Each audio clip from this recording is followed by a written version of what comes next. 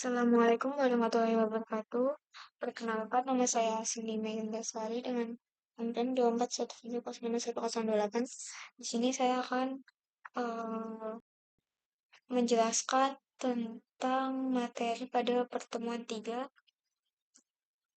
Jadi, di sini terdapat materi yaitu ada yang pertama semantik elemen, kedua input tipe, terus ketiga ada form atribut, terus yang keempat ada form elemen. Nah, di semantik elemen ini kita tuh kan sebelumnya buat dokumen itu dengan tag yang nggak gambarin kontennya. Nah, di semantik elemen ini justru tuh memudahkan kita buat mengelompokkan konten supaya mudah dipahami. Semantik tag itu ada header, dia tuh memuat bagian headernya, terus abis itu ada nav, dia memuat bagian navigasi, terus abis itu ada section, dia tuh memuat bagian konten pada halaman web. Selanjutnya ada artikel, yaitu menandai sebuah konten utama seperti berita atau blog. Nah, yang ke 5 itu ada site. Nah, di situ tuh memuat konten yang berhubungan dengan konten utama. Setelah itu yang terakhir ada footer. Footer itu memuat bagian footer. Ini kayak gini. Misalnya image ini buat apa namanya fotonya, terus harap, dan nav, header, section, artikel, kayak gitu. Nah, selanjutnya ada input tipe. Nah, tag input itu tuh memiliki banyak jenis yang membantu pengembang menyesuaikan bentuk data yang akan diisi oleh pengguna. Nah, yang pertama ada tipe teks. Itu tuh fungsinya digunakan ketika input berupa string. Kalau number itu digunakan ketika input hanya boleh angka. Sedangkan untuk tipe email itu tuh digunakan untuk input email. Terus kalau password digunakan buat input password dan input otomatis berubah menjadi simbol. Nah, setelah itu ada radio. Input berupa tombol untuk memuat beberapa pilihan namun hanya bisa satu jawaban. Yang terakhir ada checkbox.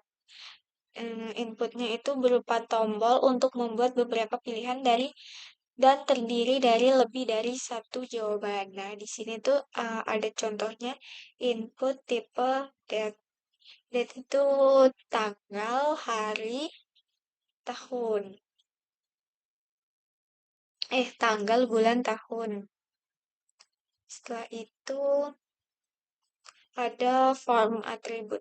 Nah, di dalam sebuah tag form HTML terdapat beberapa atribut, antara lain ada method, target, action. Nah, setiap atribut itu ada kegunaannya masing-masing, kegunaannya sendiri. Yang pertama ada action. Atribut action itu menyatakan aksi yang dilakukan setelah form disubmit. Data yang diinputkan oleh form akan dikirimkan ke path yang didefinisikan. Yang kedua ada target. Nah, atribut target itu menentukan tempat membuka dokumen atau file tertaut. Jenis target itu ada blank pada new tab, terus habis itu ada self pada tab sekarang, habis itu ada parent pada parent frame, terus habis itu ada top, itu ada di seluruh bagian Windows. Yang terakhir ada frame name, itu tuh pada frame dengan nama tersebut. Terus ada atribut method. Nah, atribut method ini menjelaskan metode HTTP apa yang digunakan from saat disubmit. Metode yang biasa digunakan yaitu get dan post. Get itu menambahkan data from ke path atau URL dengan format. Terus juga nama atau value data yang dikirim akan tampil di URL, terus URL-nya terbatas. 2048 char. Nah, itu bagus untuk data non-rahasia. Sedangkan untuk post, itu menambahkan data from ke dalam body dari HTTP request. Tidak ada batasan ukuran, terus bagus digunakan untuk data yang rahasia dan berukuran besar.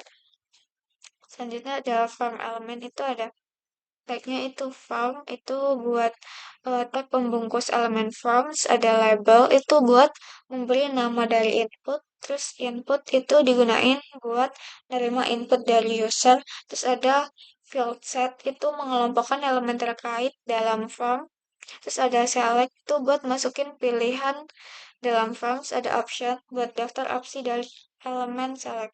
Nah, terus ada button itu buat mengirim data atau mereset form. Terus habis itu ada legend itu memberi caption atau flat set. Terus ada data list dia sekumpulan elemen yang memiliki opsi yang diizinkan atau direkomendasikan.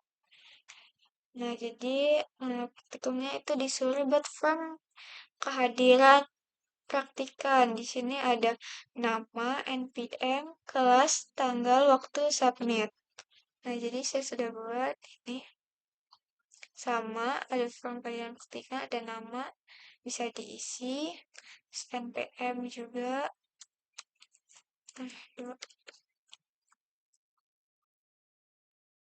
Nah, bisa pilih kelas juga, A, B, C, D, kelas A. Nah, itu untuk, nah, nah waktunya juga bisa, bisa di submit. Nah, kayak gitu. Sekian yang dapat saya sampaikan. Saya akhiri. Wassalamualaikum warahmatullahi wabarakatuh.